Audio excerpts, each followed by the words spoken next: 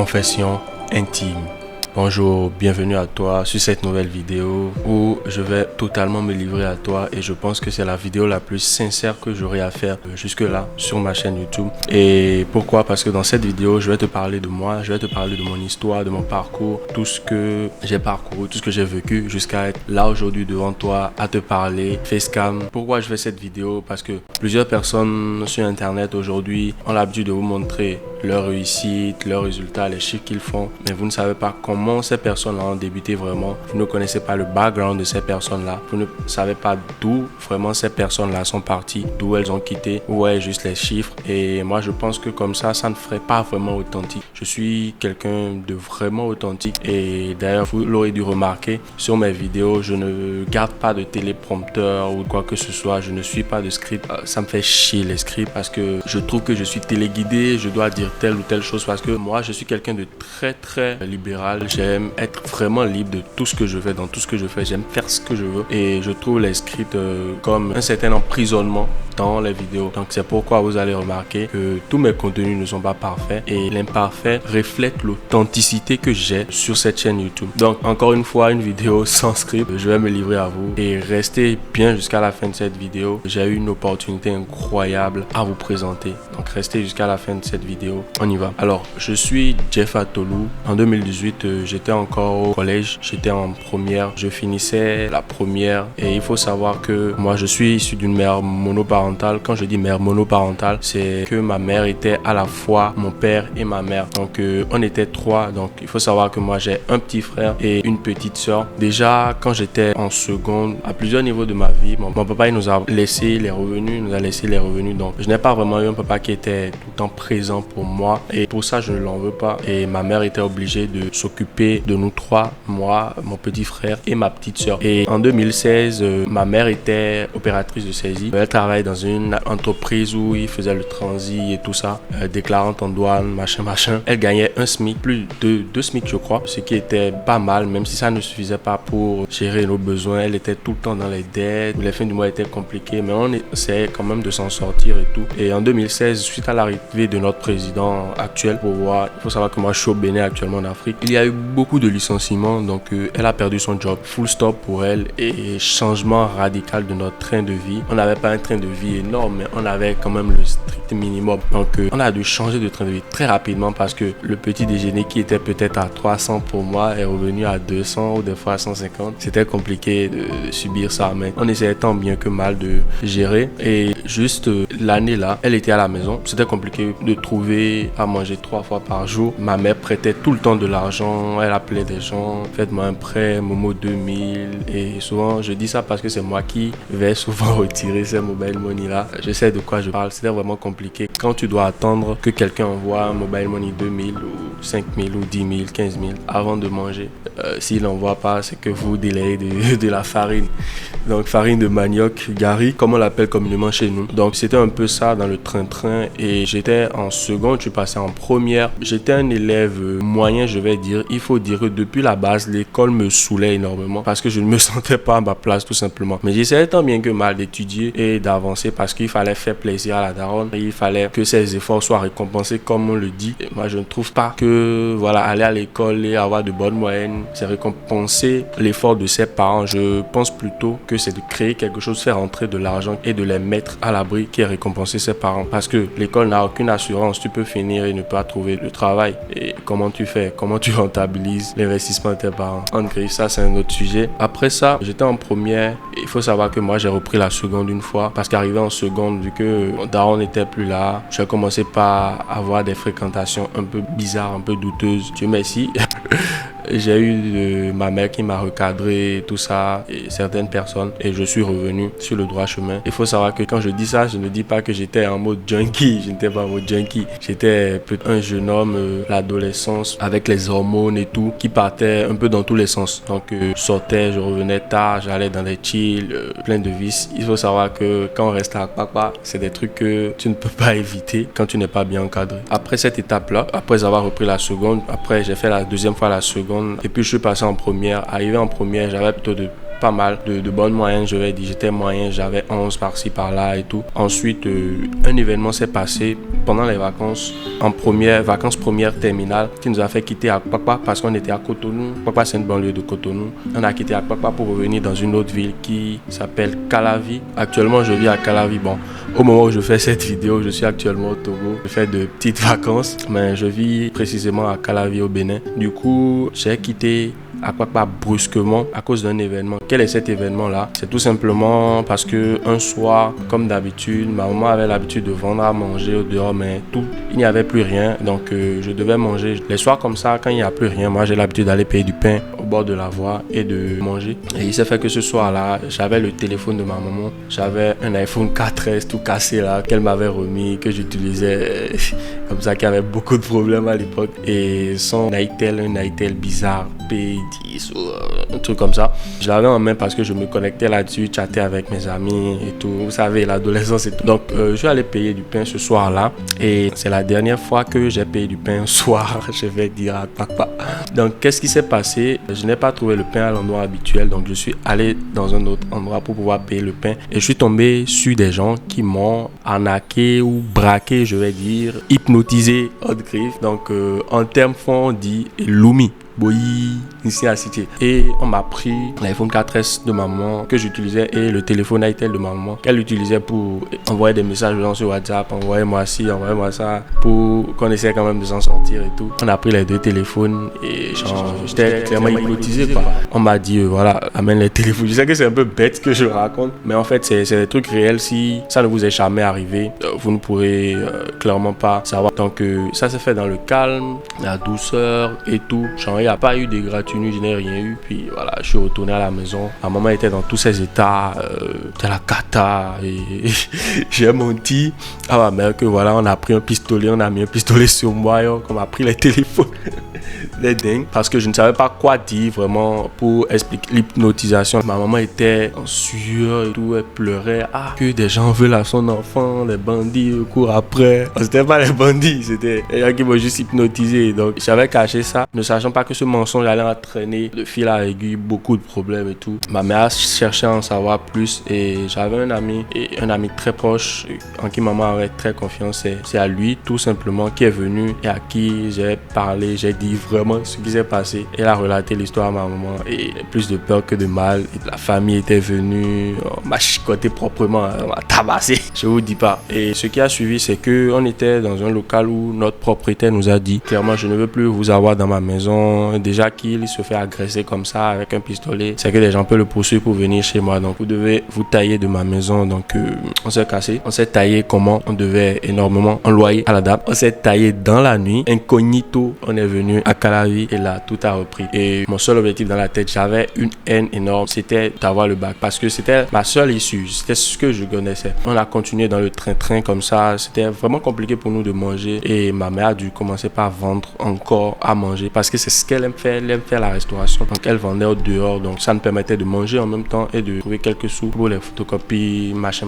Donc comme ça j'ai commencé la terminale et j'ai fait la terminale D à Bomé-Calavi avec de très belles personnes et l'année s'est plutôt bien passée. Il n'y a pas eu de bêtises et tout, j'étais vraiment sain et j'ai fini la terminale, j'ai eu le bac, j'ai eu 11 de moyenne au bac D. Après ça, je suis allé à l'université. Déjà pour le choix de l'université, c'était compliqué pour moi de choisir quoi faire à l'université parce que moi je me voyais de base à être graphiste, designer ou web designer tout simplement. Ma maman disait c'est pour devenir quoi, combien ça gagne parce que les parents ne connaissent pas vraiment les métiers du digital et tout. Donc ce qui a fait, on m'a dit va faire la FASEG, tu finis dans 3 ans, on va t'embaucher dans une petite banque, dans une structure de microfinance et voilà, tu auras une belle vie. Je n'étais pas vraiment fier de ce choix-là, mais j'y pouvais rien. J'étais obligé parce que j'avais ce qu'on appelle une allocation boursière où l'État t'envoyait 115 000, je crois, ou 132 000, voilà, par an. Donc, je me suis dit, ça va faire au moins quelque chose. Donc, en première année, il y a eu beaucoup de turbulences, beaucoup de remises en question parce qu'il arrivait des jours où je ne pouvais pas aller à l'université parce que je n'avais pas l'argent,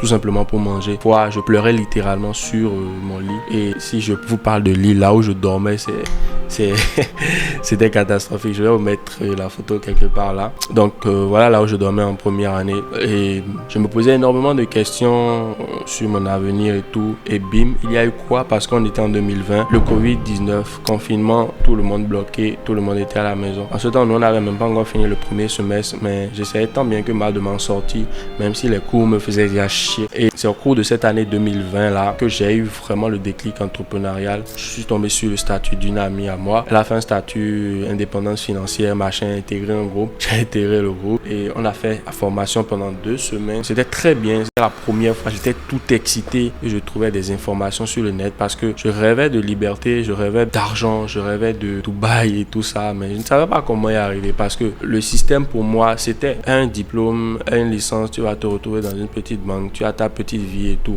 mais ça ne me correspondait pas vraiment. Du coup, j'ai intégré et j'ai commencé mon aventure entrepreneuriale. Ce qu'on faisait dans le temps, on revoyait les formations de formateurs qui étaient très connus. C'était le seul moyen pour se faire de l'argent qu'on connaissait et qu'on nous avait enseigné. Bien sûr, on nous avait dit de lancer des business, mais quand tu n'as aucun repère dans un business dans lequel tu peux te lancer et t'en sortir rapidement, c'est très compliqué parce que dans le temps, on parlait d'un peu de tout. Il y avait affiliation, il y avait freelancing, il y avait crypto, il y avait dropshipping et tout. Et le phénomène Junior Natabou dans le temps était vraiment en ascension, quoi. Donc Junior Natabou était vraiment en ascension. Il y a eu des publicités un peu par-ci par-là et qui nous présentaient un business qu'on appelle dropshipping dans lequel il se faisait énormément d'argent. Le problème avec ce business, c'est que tu ne peux pas te lancer en étant pauvre, je vais dire, en n'ayant pas un capital de départ, tu vois, parce qu'il faut investir en publicité, il faut payer un nom de domaine, il faut payer abonnement Shopify, il faut avoir un business manager, il faut avoir un compte Stripe, et pour avoir un compte Stripe, tu devrais avoir une société offshore, ou même si tu veux utiliser Shopify Payment, tu dois avoir une société offshore. Donc c'était vraiment compliqué, les barrières à l'entrée étaient gigantesques. Mon seul souci dans le temps, en 2020, quand j'ai fini la formation dans All Business School, c'était de trouver le capital de départ pour me lancer dans le dropship, parce que je me voyais déjà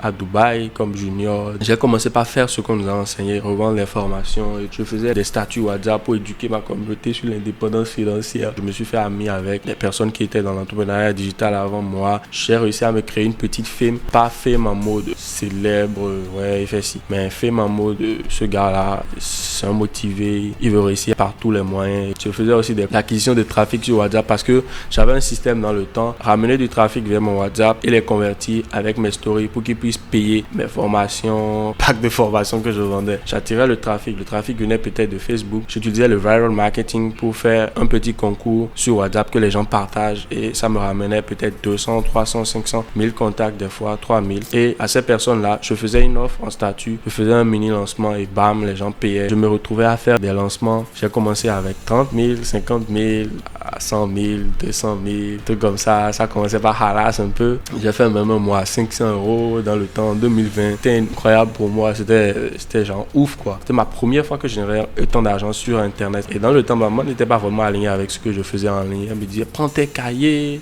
va apprendre, c'est quoi ces trucs-là que tu fais. Elle passait ses journées à m'insulter parce que je ne dormais littéralement plus. Je voulais à tout prix réussir. Dépendance financière à tout prix.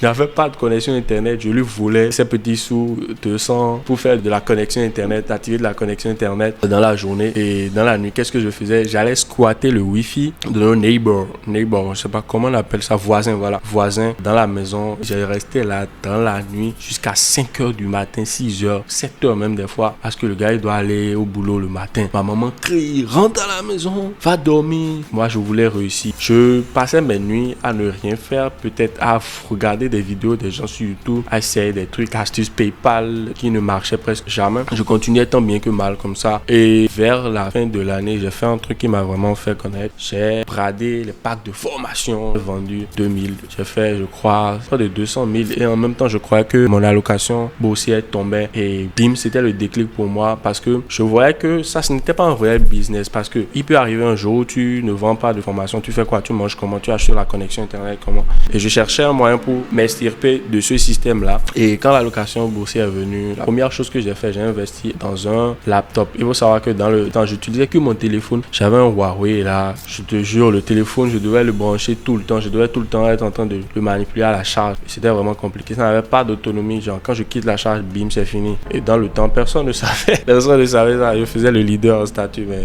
voilà. Donc, j'ai payé un laptop en fin décembre avec mon allocation boursière. Il me restait un peu d'argent là. J'ai investi dans des livres. Je me rappelle très bien. J'ai payé des livres, des résumés de livres sur Cooper. Et en 2021, c'était compliqué parce que dans le temps aussi, on m'avait beaucoup connu par le phénomène de PayPal. Pourquoi PayPal? Parce que PayPal était compliqué d'accès en Afrique et moi, j'avais trouvé un moyen de créer des comptes PayPal aux gens. Donc, quand quelqu'un vient créer un compte PayPal, je lui dis que c'est 10 000. J'avais commencé par faire d'abord de l'affiliation avec Giro Crypto, pour ceux qui le connaissent. Et quand je lui amène quelqu'un qui crée un compte PayPal, lui prend 5 000 et il me remet 5 000. J'ai cherché à avoir la méthode moi-même et j'ai eu la méthode et j'ai commencé moi-même par créer des comptes PayPal aux gens en désordre. C'est ce sur quoi beaucoup de personnes m'ont connu. J'ai même fait un lancement où j'ai vendu PayPal et j'ai fait, je crois, 4 millions de francs CFA. Ça, c'était plus fin 2021. Quand je cherchais désespérément à avoir un bon système de revenus stable, tout simplement. J'ai été à une conférence de Wumi Media. On nous demandait d'intégrer CEP et donc ils ont fait venir les entrepreneurs béninois que je connaissais. Il y avait un que je ne connaissais pas qui m'intriguait dans le temps, qui faisait quelque chose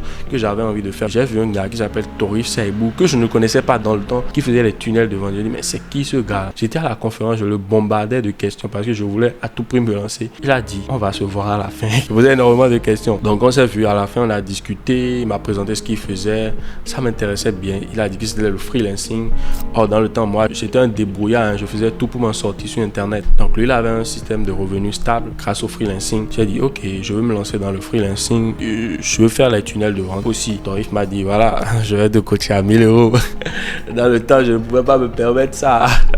Je ne pouvais pas me permettre de sortir 1000 euros pour une formation comme ça. Donc, qu'est-ce que j'ai fait? J'ai dit, je vais continuer dans le chatbot building parce que j'avais acquis comme compétence en 2020 la création de chatbot. Donc, je vais continuer avec ça. D'abord, appliquer des stratégies et voir ce que ça donne. Quand j'aurai l'argent, je vais venir dans le tunnel de vente. C'est comme ça, je continue dans les chatbots. J'ai appliqué quelques stratégies dans le freelancing que j'enseigne aujourd'hui à mes étudiants. Et bam, premier client, j'étais très content. Et là, avec Torif, on a créé ce qu'est aujourd'hui la Web Addict Incubator. Pause publicitaire. Qu'est-ce que la Web Addict Incubator? C'est un incubateur où on vous enseigne comment vous lancer dans l'entrepreneuriat et générer vos premiers euros avec un business qui s'appelle la prestation de services ou le freelancing. Et avec ce procédé qu'on enseigne à nos élèves, l'année passée 2022, nos élèves ont réalisé plus de 50 millions de francs CFA de chiffre d'affaires. Donc, si toi, aujourd'hui, tu es intéressé par te lancer dans la prestation de services, générer tes premiers euros grâce à l'entrepreneuriat digital sur Internet, je laisserai un lien dans la description. Tu n'auras qu'à cliquer sur le lien dans la description et à rejoindre la formation. Tu vas avoir énormément de personnes qui témoignent de la formation. C'est pas gratuit, ça a un prix donné. Donc clique sur le lien dans la description et rejoins la formation. Pourquoi le freelancing est le meilleur business dans lequel tu peux te lancer et faire rapidement de l'argent? Tout simplement parce que c'est le business qui ne nécessite aucun investissement de départ. Il te faut juste développer une compétence. Et dans notre incubateur, on t'apprend exactement ces compétences-là. 4 compétences plus précisément qui peuvent te permettre d'être rapidement rentable sur le marché. Et tu es totalement libre de cliquer sur le lien dans la description pour rejoindre la formation.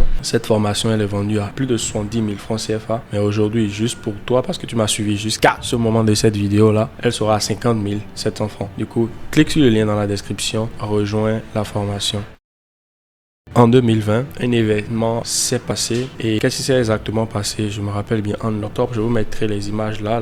La boutique de ma maman, la boutique dans laquelle elle vendait à manger, a pris feu. On ne connaît pas jusqu'à aujourd'hui la source de cet incendie-là, mais tout a brûlé. Il ne restait clairement plus rien. Genre, ma mère était dans tous ses états. C'était compliqué pour nous de sortir de cette impasse-là. Ma mère pleurait. C'était littéralement dos au mur parce que plus de sources de revenus. Comment on allait manger? C'était très compliqué. Et là a été mon deuxième déclic. Ça a créé une sorte de rage en moi, de haine envers la vie parce que je me suis dit, mec, si tu avais de l'argent, si tu pouvais prendre soin de ta famille à cet instant-là, ta mère ne sera pas en train de pleurer. Du coup, je me suis mis à travailler 2 fois plus que d'habitude, à créer, à lancer énormément de trucs et ça a donné tout simplement ce que ça a donné. Maintenant, en 2021, où j'ai eu mes premiers clients, où on a créé l'incubateur avec Torif, tout se passe bien et là arrive un autre événement fâcheux dont j'en parle très rarement. Donc, qu'est-ce qui s'est passé? C'est que je n'arrivais plus à trouver de clients. Pourquoi je n'arrivais pas à trouver de clients? Pas parce que je ne prospectais pas parce que je ne créais pas du contenu, mais les stratégies ne marchaient tout simplement pas pour moi. Pourquoi? Les personnes vendent une prestation où le service est inclus dans cette prestation-là et elles vendent cette prestation-là à 3 000 euros, 5 000 euros. Donc, ça n'avait pas de sens. Personne ne payait. Ça n'aidait pas vraiment le client parce que quand on parle de chatbot, le chatbot ne fait pas tout. Ça amplifie juste le système du client. Donc, c'est un système de conversion. Donc, si déjà le trafic n'est pas bien et tout, ça va être compliqué de rentabiliser un chatbot à 2 000 euros. Donc, littéralement, j'ai dû changer de compétence ou pas changer de compétence, mais monter en compétence pour pouvoir explorer un nouveau marché, élargir tout simplement mes horizons. Du coup,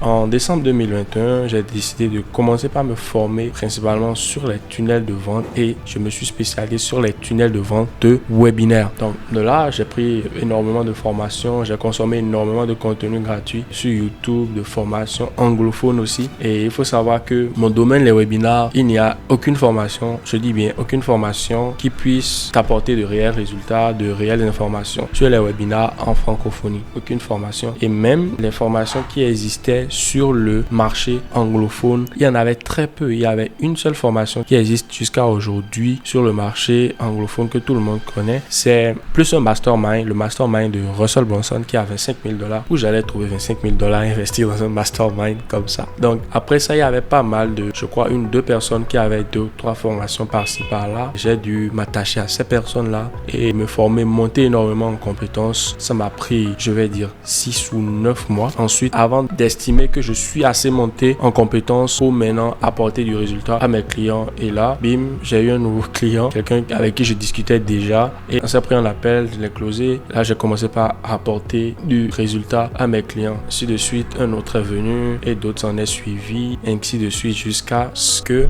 je décide aujourd'hui, ou il y a quelques mois, je vais dire 1 ou 2 mois, de lancer officiellement ma chaîne YouTube. Voilà, nous sommes un peu à la fin de mon histoire. J'ai été long, j'ai essayé de faire court, mais je suis quelqu'un qui parle beaucoup. Donc voilà en gros mon histoire, voilà d'où je viens. Rien ne m'a été donné, j'ai tout arraché à la vie. Et si aujourd'hui tu te retrouves actuellement dans cette situation, sache que rien n'est perdu pour toi, tu peux encore t'en sortir. Et c'est mon objectif tout simplement, avec cette chaîne YouTube, t'aider à démarrer un business rapidement et à te faire tes premiers revenus. Alors si c'est le cas pour toi aussi, clique sur le lien dans la description et rejoins notre incubateur. C'est une vraie école. So, remember that you have to be a new renaissance man. Hard work and dedication. Ça fait plusieurs fois maintenant déjà. Tu connais la leçon. À très vite, Jeff.